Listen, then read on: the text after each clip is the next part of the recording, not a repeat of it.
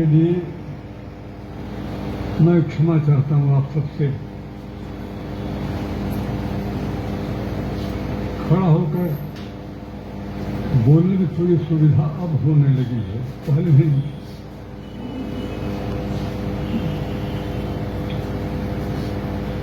सभा के अध्यक्ष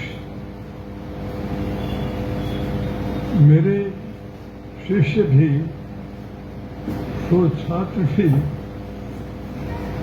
मित्र भी, और मैंने कहा कि एक बहाने से हमारे गुरु भी आदरणीय वीरभार तलवार जी, और पिछले 55 सालों से जिससे मेरी दोस्ती रही है वह विचारक, आलोचक मेरे मित्र चौथीराम जी।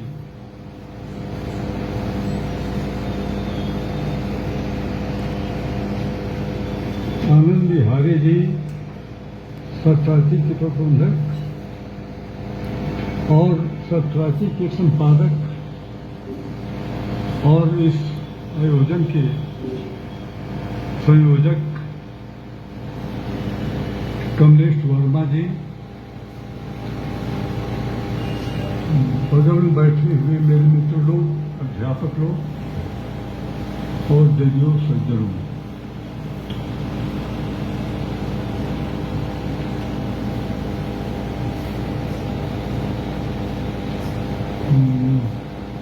पहले तो सबसे पहले मैं सत्राची को बधाई देता हूं यह पुरस्कार चौथीराम जी को देने के लिए।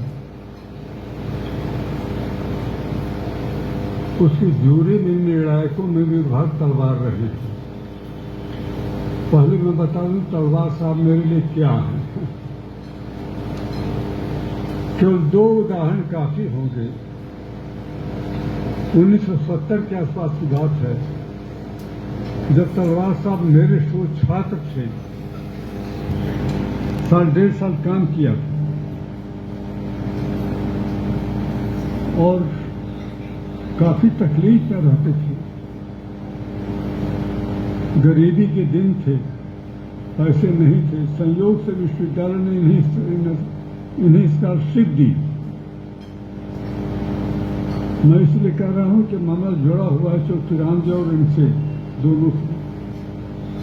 एक स्कॉलरशिप विश्वविद्यालय ने दी जो उस समय देती थी किसी प्रथम श्रेणी के विद्यार्थी को। इन्हें मिली, मैं खुश हुआ कि चलो से चिंता खत्म हुई। लेकिन थोड़े दिनों बाद ही तलवार साहब मेरे पास आए और उन्होंने कहा कि डॉक्टर साहब मैं स्कॉलरशिप नहीं लेना चाहता, मैं हजारीबाग जाना चाहता हूं। मुझे आश्चर्य हुआ कि पैसा मिल रहा था। उन्होंने कहा कि स्कॉलरशिप के साथ बाइंडिंग ये होगी कि मुझे यहां रहना पड़ेगा, कभी कभी दिखाई पड़ेगा। हजारीबाग में मेरी जरूरत है। वहां जनजातियां हैं, आदिवासी हैं, उनका जीवन क्या है हम नहीं जानते। इतना जानते हैं कि बड़ी सख्ती की हालत में है। तो उन्हें शिक्षित करना, उन्हें सुधारना, लिखाना, पढ़ाना, उनके जीवन का अध्ययन करना और उनके जीवन से संबंधित त्योहार क्या है, क्या खाते पीते हैं, ये सब नहीं जानते हैं। हम जानना चाहते हैं वहाँ। वो ज्यादा बड़ा काम है और महत्वपूर्ण काम है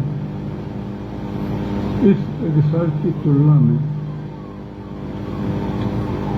हमने कहा ठीक है, मान गया और हमने कहा जाइए आप निश्चिंत रहिए।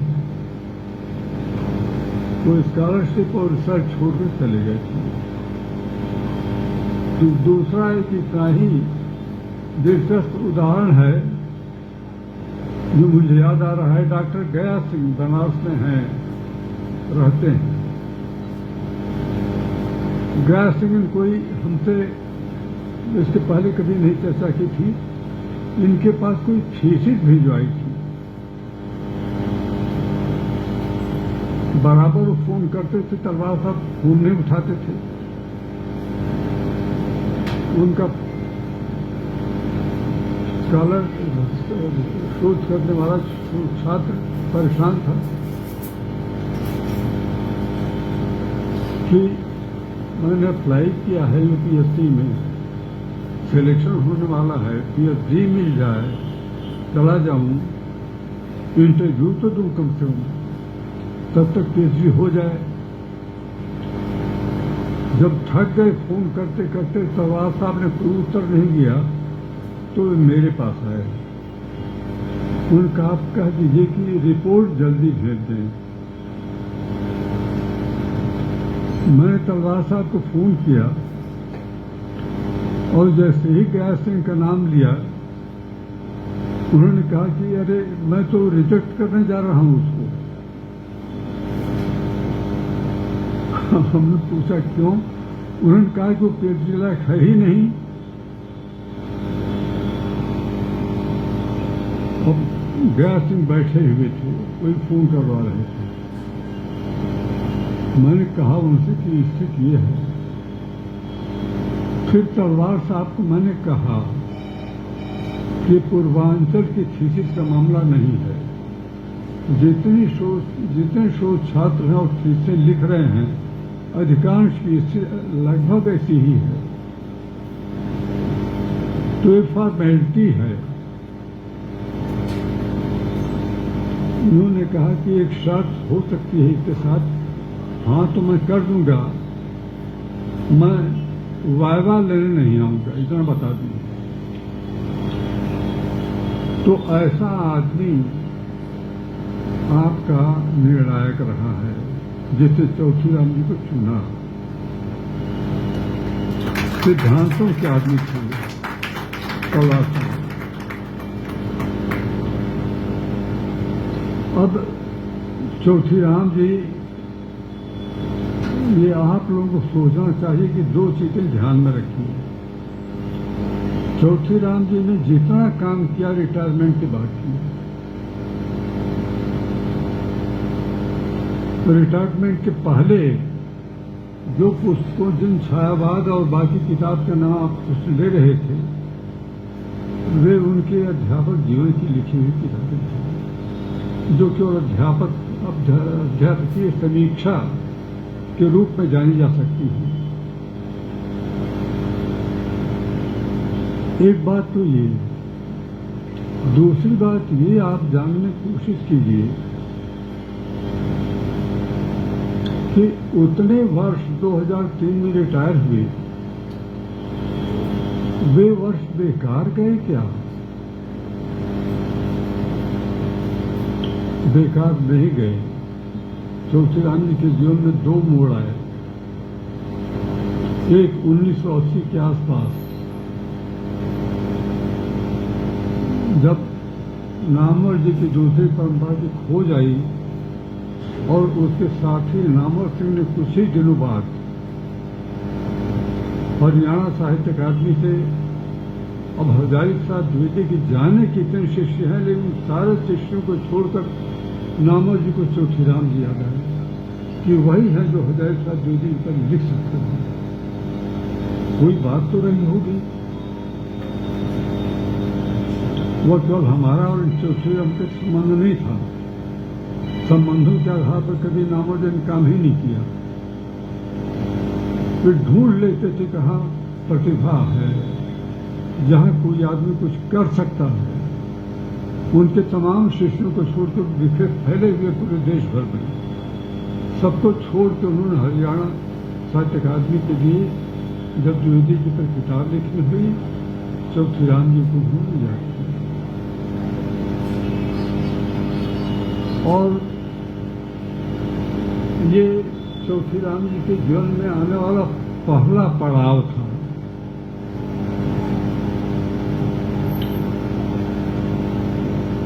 दूसरा पड़ाव आया जब विश्वनाथ प्रताप सिंह ने आरक्षण लागू किया और मंडल कमीशन की चर्चा शुरू हुई, बाबा साहब का नाम लिया जाना शुरू हुआ। मैं इसलिए कह रहा हूं कि हिंदी साहित्य के पूरे इतिहास से परिचित थे ये, लेकिन अंबेडकर साहब मार्क्सवादी थे। अंबेडकर साहब को दरकिनार रखा था तब तक। अंबेडकर साहब की तरफ ध्यान, अंबेडकर, फुले, ज्योतिबा फुले और यही नहीं बुद्ध साहित्य और यही नहीं मनुस्मृति पढ़ने के दौरान समूचा संस्कृत साहित्य। कभी तलवार साहब कह रहे थे कि प्राकृतिक अपभ्रंश का भी उन्हें अच्छा जाए। इस पूरे का ध्यान वे इस बीच अध्यक्ष होने के पूर्व तक इन सबसे परिचित थे और रास्ता में दिखाई पड़ रहा था कि जाना कहाँ है, किधर है।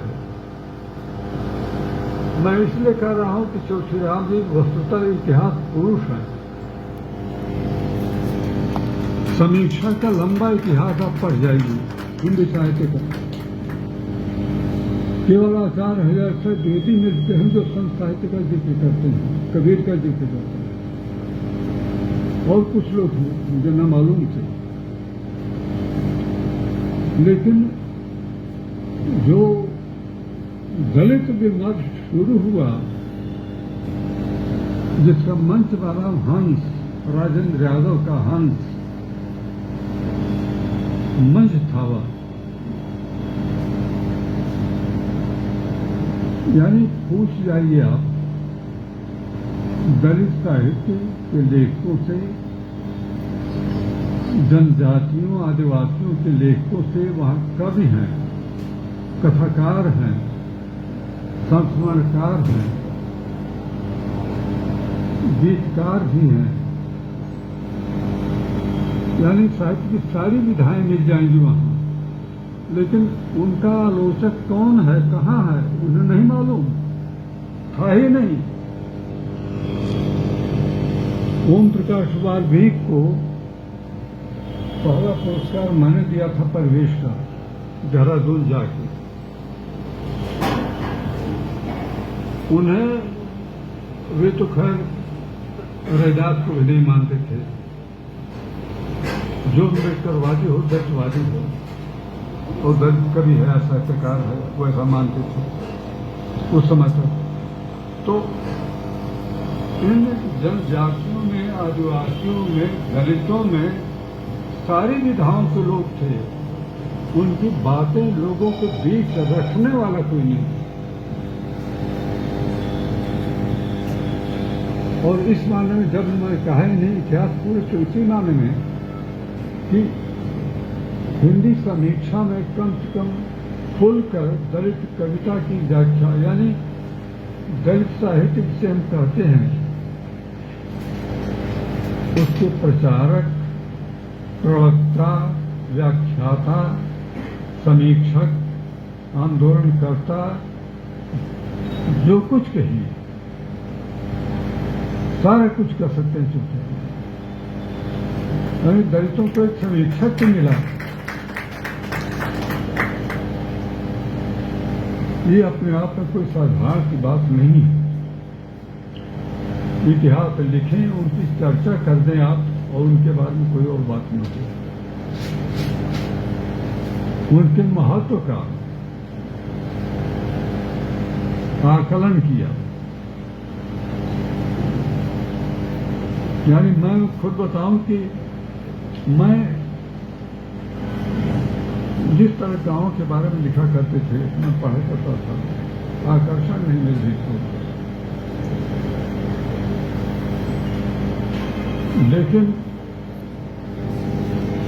चौधरीराम जी जिन कवियों का उदाहरण देते थे, उनकी चर्चा करते थे, उन सबको देखते हुए मेरी रुझान बढ़ी कि उन्हें पढ़ा जाए, देखा जाए। ये बड़ी बात थी। जैसे ही दिल्ली में राम जी यादव मिले थे मुझे, यहाँ के गांव के लोग निकालना शुरू किया। इन सारी बातों की तरफ देखते हुए, ध्यान देते हुए, और आज भी चौथीराम जी अकेले ही हैं, उनकी तरफ से बात करने वाला कोई नहीं है। अधिक से अधिक लोगों ने उनकी कविताओं को भूमिकाएं लिख दी, आलोचनाएं नहीं लिखी। मेरे दिमाग में आया कि ओम प्रकाश वाल्मीकि ने दलित साहित्य का सुंदर शास्त्र, या शरण कुमार वाले ने दलित साहित्य का सुंदर शास्त्र जैसे लिखा। लोगों ने शास्त्रों की बात की उसमें, लेकिन उनकी कविता या उनके साहित्य या उनके उपन्यास को लेकर समझाने की बात नहीं। ये कुछ बातें बड़ी महत्वपूर्ण हैं, और ये भी मैं बता दूं कि चौथीराम जी केवल अध्यापक होते तो मेरा उनसे कोई संबंध न रहा होता, निरंतर न होती, दिन लंबी न चलती। उनके भीतर की क्रिएटिविटी, बहुत कुछ उनसे। हिंदी विभाग के सबसे अच्छे अध्यापक चौथीराम जी थे। अध्यापक मैं भी था, लेकिन अध्यापक होते हुए मैं कह सकता हूं कि सबसे अच्छे अध्यापक भी थे। अगर हमसे कुछ पूछना होता था हमें, या हमारे खुद विद्यार्थी आते थे हम पूछने के लिए, तो मैं चौथीराम जी क्या ध्यान देता था कि जाओ। मुझे खुद पूछना होता था, कुछ जानना होता तो मैं चौथीराम जी से बात करता था। हाँ, कबीर के वो मेरा आकर्षण आरंभ से था।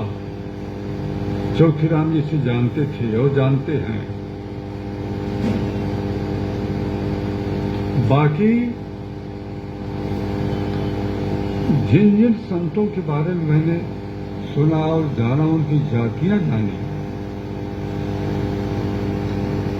बहुतों की जानकारी चौथीराम जी से मिली।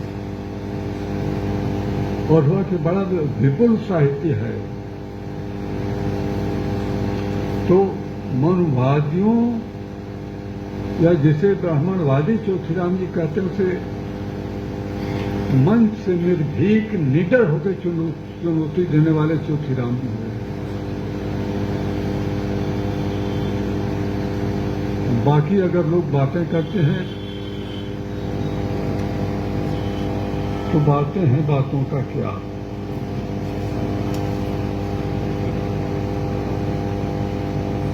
तलवार साहब दिल्ली जाने के बावजूद कहीं न कहीं इनके मन में हजारीबाग और पूरा झारखंड है, इनके लिए आज भी बना हुआ है। चौथीराम जी के प्रिय प्रांत दो ही हैं, झारखंड और छत्तीसगढ़, जिनका वो लेख करते हैं या जहां बुलाए जाते हैं। तो दलित विमर्श को अगर विमर्श नहीं रहने दिया, साहित्य का अंग बनाया, तो इसका श्रेय चौथीराम जी को है।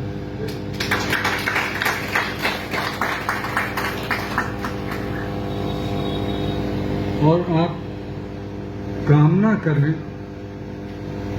कि जो 55 साल की हमारी दोस्ती है, उसकी उम्र अगर बढ़ती रहे, चौथीराम जी की बढ़ती रहे, तो शायद मेरी भी बढ़ती रहे।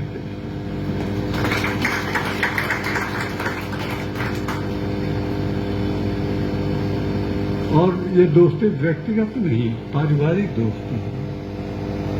यानी परिवार का मतलब केवल मेरा परिवार नहीं, मेरे रिश्तेदार लोग अगर भी जानते हैं। वहां कुछ होता है तो चौथीराम जी को छोड़ा नहीं जाता, अंग माने जाते हैं चौथीराम जी हमारे। तो पारिवारिक घरेलू आरंभ से लेकर रात तक, यानी नामवर सिंह की पत्नी को इंजेक्शन लगाने आते थे चौथीराम जी, हमारे घर लोहारा कुंड पर रहे हम लोग साथ।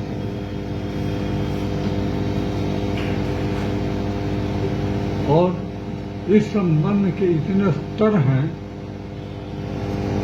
कल्पना नहीं कर सकते आप।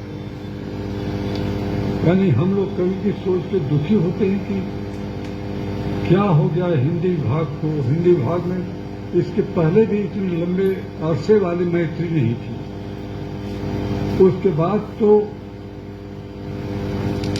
मित्रता की के टोटे पड़ने लगे हैं हिंदी विभाग में।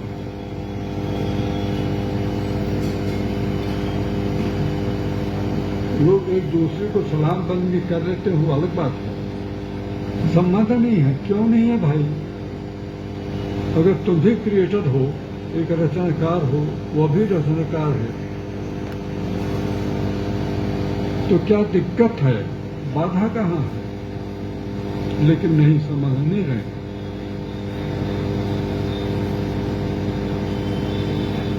तो आप लोग एक तो इससे सबक लें कि रिटायरमेंट के बाद से सक्रिय होना। मैंने एक मित्र के पिता का जो रिटायर कर गए तो मैं गया था, तो मैंने कहा कि एक बात ध्यान रखिए, आप बूढ़े हो रहे हैं, कभी बूढ़ों की संगत मत कीजिएगा। अगर जवान रहना है आपको तो दूर से उन्हें प्रणाम कीजिएगा, वरना आपसे मिलकर बैठकर बीमारी की बात शुरू कर दीजिए। जो करना पड़ रहा है हम उनको। तो वृद्धों से जितना ही दूर रहें, बूढ़ों से, हम लोगों से, उतना ही अच्छा। चौथीराम जी थोड़े जवान इसलिए बने हुए हैं कि जवानों के बीच जाते हैं। मैं इसलिए हो गया कि कहीं जाने लायक नहीं रहा। जहां पैदल यूनिवर्सिटी और 80 और पूरी यानी लंका तक घुमाते थे, गलोरिया तक चले जाते पैदल, अब नहीं हो पाता। क्या हालत है? तो अपने को अगर मजबूत रखना है तो बुढ़ापे से जितना ही दूर रखें आप, उतना ही अच्छा। तो बस अब आपसे कुछ कहिए। बाकी तो पुरस्कार स्वीकार, अस्वीकार, पुरस्कार एक तरह की स्वीकृति है, और इसका जो और ज्यादा दूसरा कोई महत्व नहीं होता। हम स्वीकार कर रहे हैं आपको, आपकी अहमियत को, यही पुरस्कार का मतलब होता है।